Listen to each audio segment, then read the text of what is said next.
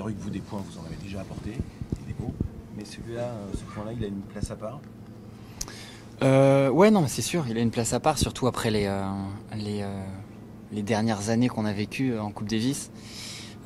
Cette rencontre a une place à part. Voilà, je suis heureux d'avoir pu être présent pour cette rencontre qui, je l'espère, est un peu une renaissance de cette compétition en France. En tout cas, c'était un ressenti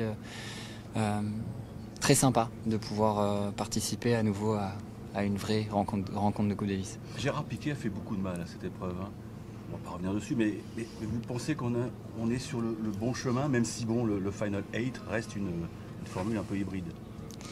J'ai pas envie de citer juste une personne parce que je pense pas que ce soit juste Gérard Piquet qui soit parti et il va pas porter tout le malheur, mais ce qui c'est sûr c'est que les décisions en tout cas pour la France ont été catastrophiques. On avait une compétition qui était extraordinaire en France, pas dans les autres pays. Il fallait trouver un juste milieu. Est-ce que c'est celui-là? Est-ce que c'est ça qui va nous permettre de finalement faire cette Coupe du Monde du tennis et de créer et de recréer en France une ambiance comme on a connu par le passé. L'avenir nous le dira, mais en tout cas, franchement, je pense que les spectateurs, nous, j'espère les gens à la télé ont kiffé et ont eu la sensation qu'il se passait un peu plus quelque chose. On a l'impression qu'il se passe quelque chose dans cette équipe de France. Il y a des jeunes, hein, il y a un petit peu de tout. Hein. Il y a des jeunes, il y a Ben et Ben et il y a Ben et Hugo qui sont entre deux générations. Et puis vous êtes le doyen, vous en avez parlé. Il se passe un truc, il se passe un truc dans cette équipe de France, vous le sentez? En tout cas, j'ai trouvé que voilà, toute la semaine avant, c'est extrêmement bien passé. C'est certain que cette équipe, il y a de la jeunesse qui vient, il y a Hugo qui performe et qui progresse aussi au fur et à mesure des années et qui est un vrai pilier de cette équipe. Voilà, le nombre de matchs qu'il a gagné dans cette compétition, c'est assez impressionnant et le niveau qu'il arrive à avoir. Il fallait quand même le sortir encore, Joao. Sur le premier jour, il nous a extrêmement bien lancé. Il y a Arthur qui a fait une magnifique saison l'année dernière et qui, on l'espère, va extrêmement progresser. Il y a Giovanni qui progresse aussi et c'est les jeunes qui poussent.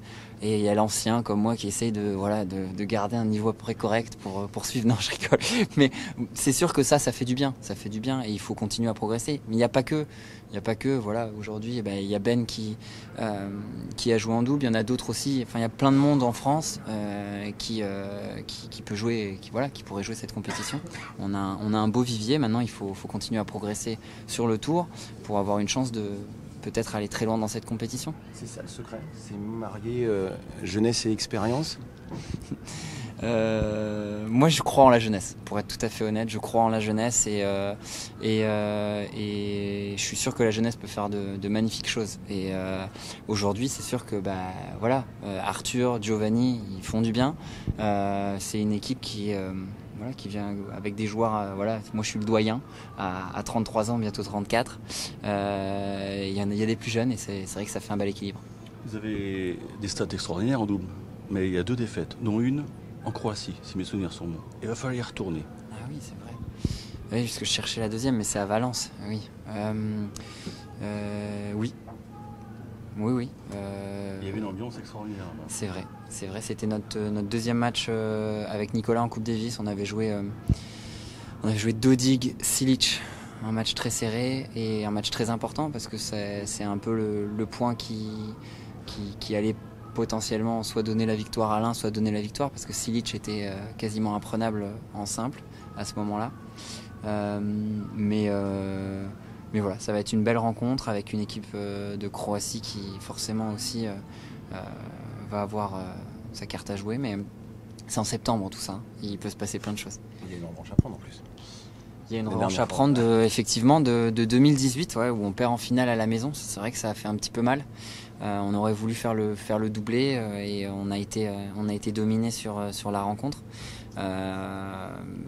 Voilà, ça nous dérangera pas de prendre notre revanche.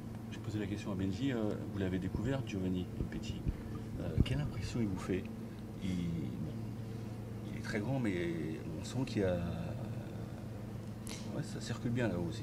Non, c'est clair. Ça circule bien et pour être tout à fait honnête, il a fait une première remarquable.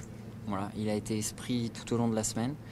Comme l'a dit Ben, il a fait une petite sortie de route parce qu'il n'a pas accepté qu'on s'occupe de sa chambre et qu'on lui dise bienvenue. Voilà, il l'a pris un petit peu mal, donc il nous a mis un petit coup d'extincteur. Voilà, bon, faut l'accepter. Faut l'accepter. Voilà, faut l'accepter. Mais c'est le premier, voilà. C'est le premier en 70 ans alors que c'est normal aujourd'hui d'être accueilli quand on s'occupe de sa chambre, qui a le droit à un droit de réponse. Mais c'est la nouvelle génération, il faut s'adapter. Hein. Quand on est les anciens, il faut s'adapter. Il fait peur aussi. Il fait peur, il fait un peu peur, ouais. Il fait peur.